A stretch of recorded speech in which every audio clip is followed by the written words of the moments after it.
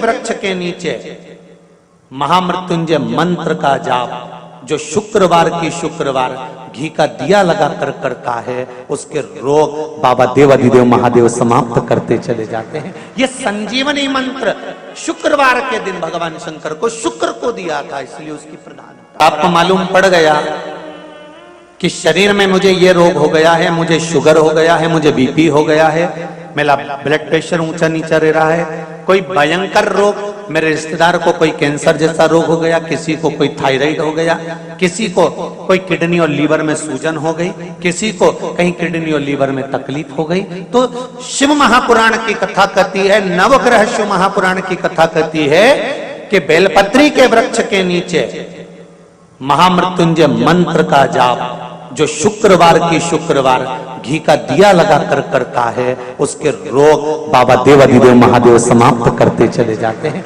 ये संजीवनी मंत्र शुक्रवार के दिन भगवान शंकर को शुक्र को दिया था, इसलिए उस मंत्र में जल और दूध ले लीजिए शुक्रवार का दिन। तो कहोगे गुरुजी ये कथा कहां से निकाल के लाए हो? तो विष्णु पुराण में से आप उसको स्मरण कर सकते हो। काय में से? विष्णु पुराण में से।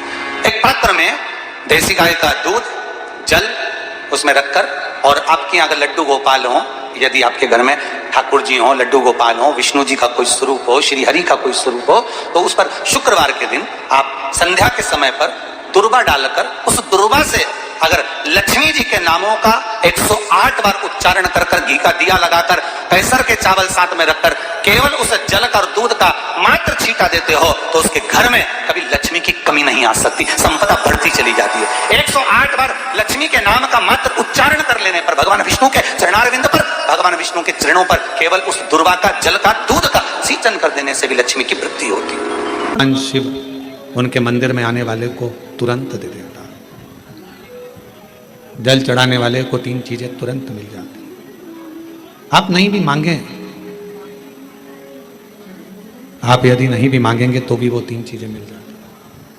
पहले नंबर पर है शांति, दूसरे नंबर पर है दिशा, और तीसरे नंबर पर है सफलता। शांति और बहुत जरूरी है, मन की शांति। आप जब मन से भगवान देवाधिदेव महादेव के मंत्र का उच्चारण करते हैं, आप जब मन से भगवान शंकर के नाम का उच्चारण करते हैं, तब हृदय की शांति अपने आप आती है। इसलिए एक बार दिल से सब लोग पुकारेंगे, श्री शिवाय नमस्तुभ्यं, श्री शिवाय नमस्तुभ्यं।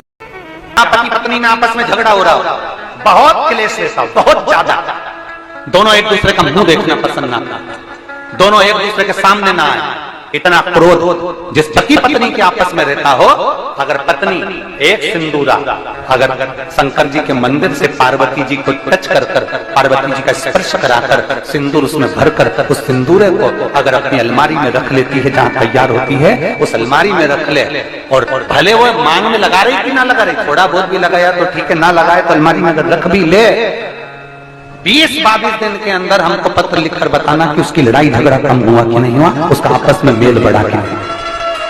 तो एक प्रैक्टिकल करके देखना कि सियोर वाला महाराज में झूठ तो बोल के नहीं चले। अगर छोटा सा शंकर जी का शिवलिंग है, छोटा सा शंकर भगवान का शिवलिंग है, या आपके घर में कुबेरेश्वर धाम का कंकर है, और आपके घर में यदि शंकर भगवान का शिवलिंग है, या सीहोर का रुद्राक्ष हो, या शंकर भगवान का शिवलिंग हो, या कंकर शंकर हो, तो निवेदन है जहां पर भी शिवलिंग आपके घर में विराजमान है, अगर छोटी सी कटोरी में एक बेलपत्र को आप नीचे रखिए, छोटी सी कटोरी उस बेलपत्र के ऊपर रखकर उसमें थोड़ा सा मधु, शहद, शंकर भगवान की साक्षी में शिव जी के सामने अगर शुक्रवार की शुक्रवार रखना प्रारंभ कर दो, धीरे धीरे संपदा की वृद्धि अपने आप होना।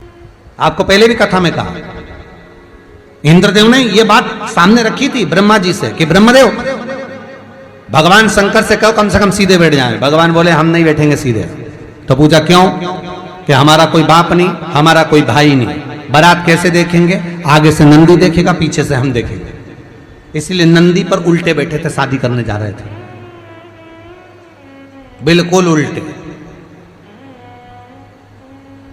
सबसे अच्छी दिशा कौन सी होती है? 4 दिशा हैं, पूर्व, पश्चिम, उत्तर, दक्षिण। सबसे अच्छी दिशा कौन सी है? पूरब और पश्चिम को लोग मानते हैं। पूजन करने बैठते हैं तो कहां बैठते हैं? पूरब और पश्चिम में, ठीक है। पर शंकर उल्टे हैं, शिव उल्टे बैठे, इसलिए शिव आराधना कहां होती है? शंकर जी का जो जलाधारी है वो कहां है? उत्तर की ओर, उत्तर की ओर जलाधारी। शिव के भगत शंकर का पूजन करने बैठते हैं तो कहां बैठते हैं? दक्षिण की ओर। दक्षिण में भगत बैठता है, उत्तर की ओर जलाधारी रहती है। महाराज देखिए कितनी विचित्र लीला है। पंडित जी आपको पूजन करने बिठाएंगे तो कहेंगे पूरा पश्चिम में बैठो, पंडित जी अगर बिठाएंगे तो कहेंगे पूरा पश्चिम में बैठो। पर शंकर का अनुमोदन करने वाला, शिव का स्मरण करने वाला, शंकर की पूजन करने वाला, शंकर को जल चढ़ाने वाला, अगर वो पूरब में बैठकर चढ़ा रहा है, पश्चिम में बैठकर चढ़ा रहा है, उत्तर में बैठकर चढ़ा रहा है, उसका फल मात्र 25% है। और शंकर को अगर दक्षिण में बैठकर उत्तर की ओर मुख कर जल चढ़ा रहा है तो उसका पुण्य 1000% है महाराज। उसका पुण्य आनंद में प्राप्त हो जाता है, उसको कम नहीं हो सकता, वो बढ़ता, उसमें कमता नहीं रहती। एक प्रैक्टिकल करके देखना, छोटा सा प्रैक्टिकल, छोटा सा है। मान लो किसी व्यक्ति को बहुत तेज बुखार आ रहा है, ठीक है, बहुत तेज बुखार है, कोई बच्चा है, कोई बड़ा है, और उसको बहुत तेज बुखार आ रहा है, बहुत तेज। अब आज के जमाने में बुखार कोरोना के चक्कर में भी है, वो भी ध्यान रखना हो। पर मान लो किसी व्यक्ति को बुखार बहुत तेज आ रहा है और बच्चा तप भी बहुत रहा है, एक लोटा पानी महाराज लेकर जाइए, उल्टे हाथ में उस कलश को रखिएगा, सीधे हाथ से उस कलश के ऊपर हाथ रखकर लेकर ऐसे कैसे ही मंदिर में चले जाओ शंकर जी के। दक्षिण की ओर खड़े हो, उत्तर की ओर मुख करो, एक पात्र भी लेकर जाओ, उस पात्र को जहां से पानी गिरता है वहां रख दीजिए और उस पानी को शंकर जी को चढ़ा दीजिए। उस पानी को लेकर जाओ, एक बाल्टी में डाल दो, दूसरा पानी उसमें भर लो, जिस व्यक्ति को बुखार आ रहा है उसको स्नान करा दो। 15 से 20 मिनट के बाद में, 20 मिनट भी जान दो, अगर आपको लगता है कि शरीर ठंडा हो गया, और आधे घंटे बाद उसको फिर आप टेम्परेचर नापेंगे, बुखार धीरे धीरे समाप्ति की ओर आ जाएगा, बुखार टिकेगा नहीं उसके शरीर।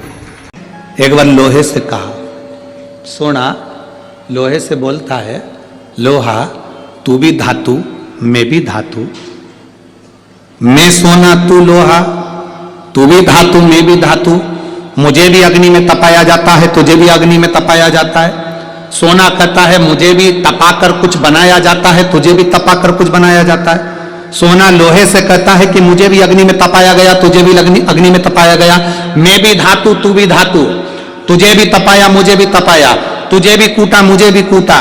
सोने ने लोहे से पूछा, पर एक बात बता रहे लोहा, मैं सोना जब उठता हूं तो मैं आवाज नहीं करता, तू लोहा जब उठता है तो आवाज क्यों करता? मैं उठता हूं तो आवाज नहीं करता। सोना कह रहा है मेरी आवाज नहीं निकलती। सुनार की दुकान के सामने से निकलना, सोने को कूटा जाता है तो उसमें आवाज नहीं आती। लोहार की दुकान के सामने से निकलना, लोहे को कूटा जाता है तो उसमें से आवाज आती है।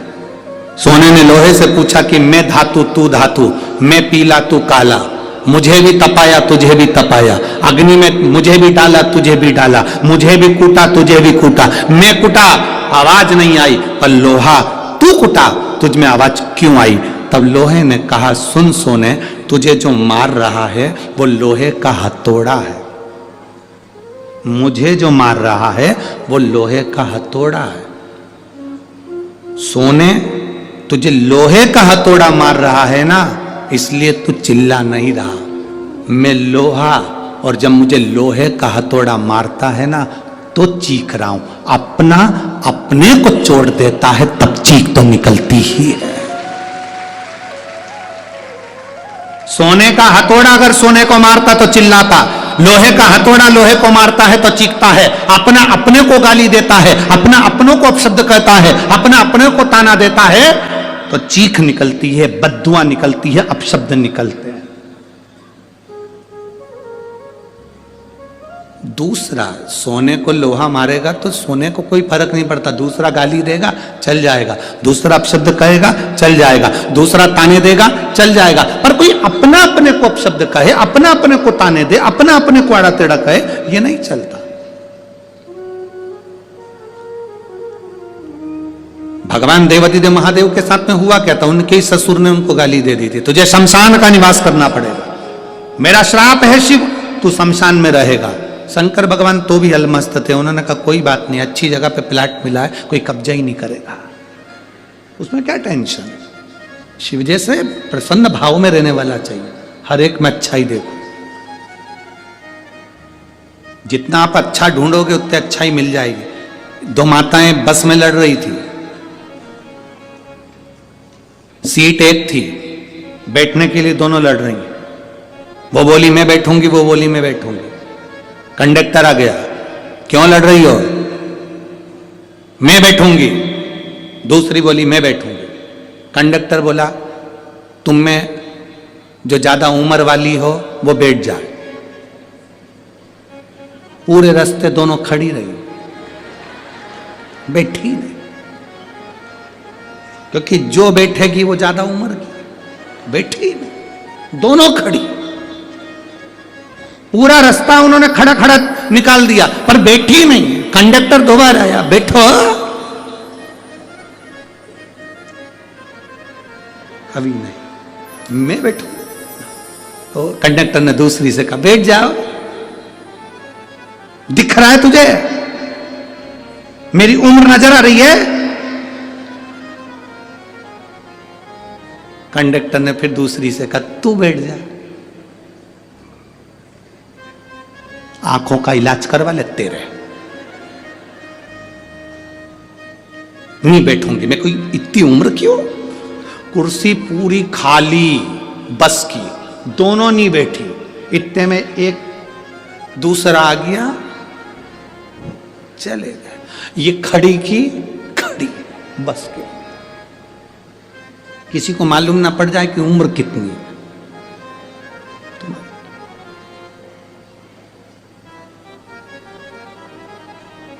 शिव जी को गाली देने वाला कोई दूसरा नहीं था, भगवान शंकर को गाली देने वाले उनके ससुर ही थे। तुम्हारे ऊपर उंगली उठाने वाला कोई दूसरा नहीं होगा, तुम्हारे अपने ही होंगे।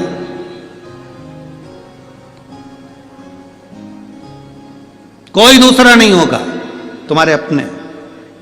वो लोग चिल्लाते हैं ना, भैया जी संघर्ष करो हम तुम्हारे, अरे जम के तो बोलो, हम तुम्हारे साथ हैं, भैया जी संघर्ष करो हम तुम्हारे साथ हैं। अब इतनी तेज चिल्ला के करे संघर्ष करो हम तुम्हारे साथ हैं, अगर तुम साथ होते तो संघर्ष की जरूरत ही क्या पड़ती,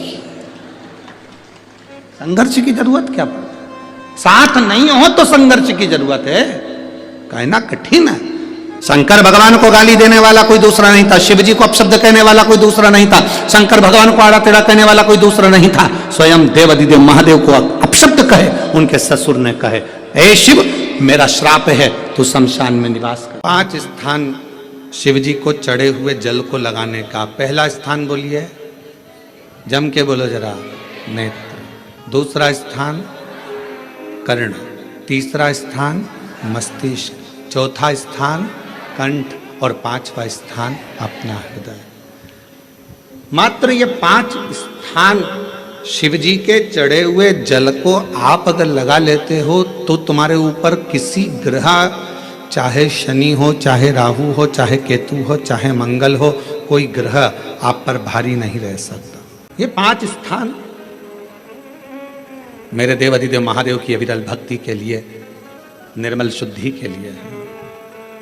नेत्रों पर जल लगाने से मतलब है कि जब भी मैं दर्शन करूं तो मेरे देवादिदेव महादेव का करूं, शिव।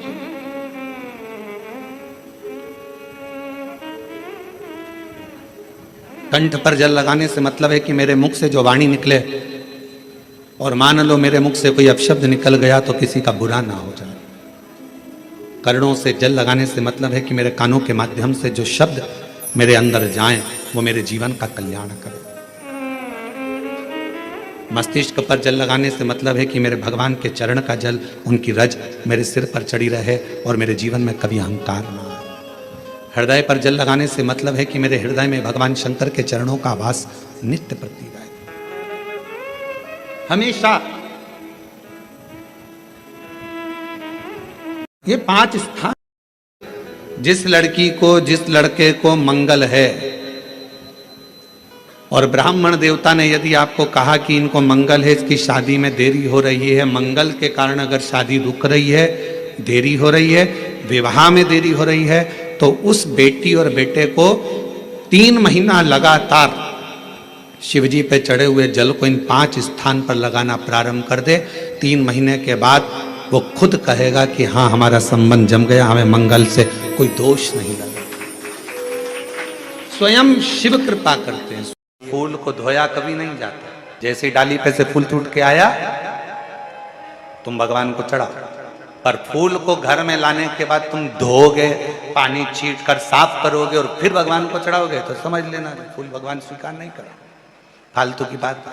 जैसा है वैसा देव, तुम्हारे जैसे नहीं। नहाए तो खूब साबुन से मल मल कर, और मालूम पड़े मन रह गया बेकार, और सोचो कि भगवान कर ले स्वीकार, ये कभी नहीं हो सकता। फूल और मनुष्य एक जैसा होना चाहिए कि फूल जैसा दिया वैसा भगवान को दिया। इसमें स्नान नहीं कराना, उसी तरह मन भगवान ने जैसा दिया वैसा भगवान को प्रदान कर दो, वो उसका। इसमें दिखावा नहीं हो। भगवान गुरु जी, हम शंकर जी को क्या चढ़ाएं? हमने कहा जल चढ़ाओ, तो क्या जल लेने के लिए घर जाना पड़ता है, तो फिर हमारे पास तो वो भी लेने के लिए घर पर से हमारे पास पात्र नहीं, हम क्या करें? हमने कहा शंकर के मंदिर चली जा, 3 बार ताली बजा दे। उसने कहा ताली भी नहीं बजाए तो हमने कहा मुख से बम बम बोले बोल दे, उतना ही बहुत। वो भी ना बने तो मुस्कुराकर शिव को निहार लो, मुस्कुराकर शंकर को निहार। अब हमारी आदत क्या हो गई?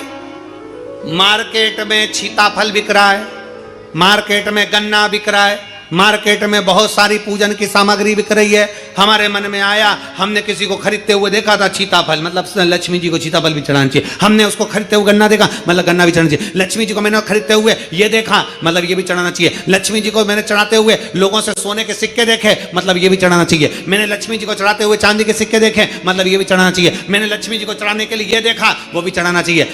घर में सामर्थ्यता नहीं है और कर जा कर तुम सामान लेकर माता लक्ष्मी को चढ़ाओ, लक्ष्मी जी कभी प्रसन्न नहीं होगी। लक्ष्मी कहती है कि तेरे दिल से तू मुझे जैसा रिझा सकता है वैसे रिझाना। अगर तू केवल दीप लगा देगा ना, उतने में मैं भी खुश हो जाऊंगी और तेरा भंडार भर कर चली जाऊंगी। बहन भाई को तिलक करती है, माथे पर तिलक लगाने के बाद में चावल लगाती कि नहीं लगाती? बोलो, जम के बोलो जरा। लगाती है? बोलते जाओ जरा। लगाती है, ठीक है। मंदिर में आप पूजन कर रहे हो, घर में कोई अनुष्ठान कर रहे हो, पंडित जी तुम्हारे मस्तक पर तिलक करते हैं तो चावल लगाते कि नहीं लगाते? बोलो बोलो, जम के बोलो। लगाते हैं। तुम्हारे घर में शादी ब्याह होता है तो तिलक करा जाता है तो चावल लगाया जाता कि नहीं लगाया जाता? लगाया जाता है। सब समय पर चावल, मस्तक पर कंकु का तिलक, चंदन का तिलक, जो भी तिलक तुम्हारे मस्तक पर लगा है, कोई अगर लगाएगा शुभ कार्य में तो चावल जरूर लगाएगा। बस एक कार्य ऐसा होता है जिस समय पर मस्तक पर तिलक करा जाता है पर चावल नहीं लगाया जाता।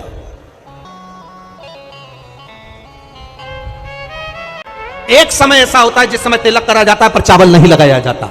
चावल का मतलब है अक्षय, मतलब बार बार भगवान ऐसा मौका लाए, बार बार भगवान ऐसी कृपा करे कि तुम ऐसा अनुष्ठान करते रहो, पुण्य करते रहो, सत्कर्म करते रहो, 16 सोमवार के व्रत करते रहो, चतुर्थी के व्रत करते रहो, तुम छठ की पूजन करते रहो, तीज का व्रत करते रहो, सोमवार का व्रत करते रहो। तुम्हारे घर में हमेशा ऐसे शुभ कार्य होते रहे। केवल अक्षय, अक्षत एक जगह पर नहीं लगाया जाता। कब नहीं लगाते अक्षत को? मस्तक पर तिलक करते समय अक्षत कब नहीं लगाया जाता? केवल एक समय पर। कब? जब घर में कोई शांत हो जाता है और शांत होने के बाद जब मस्तक पर पगड़ी का क्रम होता है, उस पगड़ी के क्रम पर तिलक तो लगाया जाता है पर चावल नहीं लगाया जाता। भगवान से प्रार्थना करते हैं ये बार बार मौका मत देना, जो हो गया उसको समाप्त, ऐसा मौका बार बार ना दीजिएगा। हाँ, पगड़ी पर से उठ गए, अच्छा काम करने के लिए मंदिर जा रहे हो, स्थान छोड़ने के बाद अब तिलक लगाओ और उसमें चावल ढेर सारा लगाओ, कोई मना नहीं। पर अक्षय, उस अक्षत की महत्वता को समझना कि उसको बारंबार प्राप्ति ना हो, ऐसे कार्य की प्राप्ति ना हो, अच्छे कार्य की प्राप्ति, श्रेष्ठ कार्य की प्राप्ति, शुभ कार्य की प्राप्ति। अगर मौका मिले तो एक बार भविष्य पुराण, और एक बार मौका मिले तो कुर्म पुराण, और एक बार मौका मिल जाए तो नंदी पुराण, ये 3 पुराणों का स्मरण करना, इसमें आपको अक्षत की महत्वता प्राप्त हो। भविष्य पुराण, कुर्म पुराण और नंदी पुराण, इन 3 पुराणों में आपको अक्षत की महत्वता प्राप्त होगी कि चावल की महत्वता क्या है। एक चावल का दाना जब अशोक सुंदरी वाली जगह पर चढ़ाया जाता है, एक चावल का दाना अशोक सुंदरी वाली जगह पर चढ़ाया जाता ना हो, ये बेलपत्र जो होता है, इस बेलपत्र पर कभी कभी आपने देखा होगा कि कई लोग बीच वाले पत्ते पर चंदन लगा देते हैं। ये जो बीच का पत्ता होता है इस पर लोग चंदन लगा देते हैं। शिव महापुराण की कथा कहती है, अगर भूलवश भी, अनायास, आपके पास बेलपत्र भी नहीं है, शिव जी का चढ़ा हुआ बेलपत्र भी अगर आपने उठा लिया और उठाकर उस बीच वाले पत्ते पर एक चावल का दाना रखकर भी आप भगवान भोलेनाथ को समर्पित कर रहे हो, तो यह समझ लेना कि तुमने महीना, 2 महीना, 4 महीना, 6 महीना, 8 महीने में, हम तो हमेशा कहते आए हैं, आज फिर कर रहे हैं, 1 महीना पूरा हो जाए जल चढ़ाते, 2 महीना पूरा हो जाए जल चढ़ाते, 3 महीना पूरा हो जाए, 4 महीने पूरे हो गए, 6 महीने पूरे हो गए, या आपका साल भर पूरा हो गया, प्रयास करा करो एक बीच वाले पत्ते पर एक चावल का दाना रखकर शिव जी को समर्पित करना। क्यों? जो तुमने पूर्व में जल चढ़ाया है वो चावल का दाना अक्षय, उसको अक्षत माना जाता है, अक्षय माना जाता है। मतलब तुमने अभी तक जो जल समर्पित करा है वो कभी समाप्त नहीं हो सकता, उसका पुण्य तुम्हारे खाते में चले गया, अब तुम उसको किसी को भी प्रदान कर सकते। जब व्यक्ति के मन में अहंकार आ जाता है, जब व्यक्ति के मन में अभिमत्ता आ जाती है, थोड़ा सा अभिमान आ जाता है, तो वो भगवान से दूर हो जाता है। 3 चीजें भगवान से दूर कर देती है। पहले नंबर पर व्यक्ति के भीतर का अहंकार, दूसरे नंबर का हमारे भीतर की ज्यादा कामना,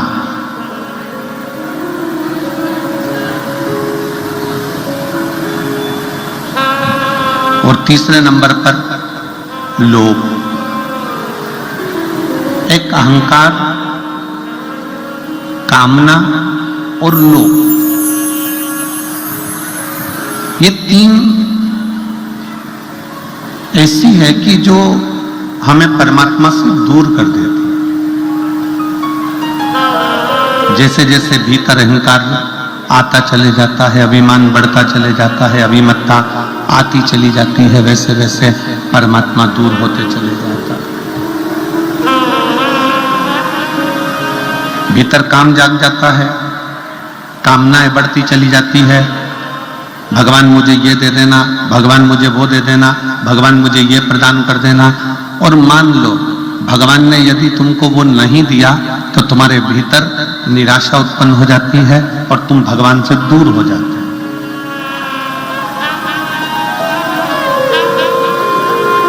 एक भीतर की ज्यादा कामना भी परमात्मा से दूर कर देती है। एक हमारे भीतर का लोभ,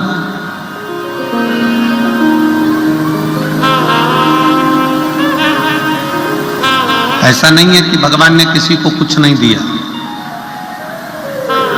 शिव महापुराण की कथा कहती है, भगवान शंकर का चरित्र कहता है, शिव महापुराण की कथा कहती है कि पृथ्वी पर जब मनुष्य जन्म लेता है, पृथ्वी पर जब मानव जन्म ले रहा होता है, तब मेरे विश्वनाथ उसके ललाट पर ये लिखकर भेज देते हैं कि तू जितनी मेहनत करेगा उतना तुझे फल प्राप्त होता चले जाएगा। तू जितनी मेहनत कर,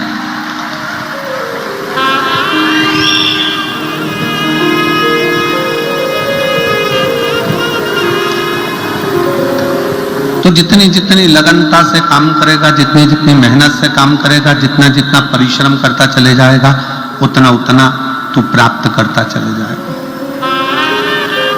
कथा कहती है कमाई करो तन से और भजन करो मन से। कमाई तन से करिए, अगर कमाई करना है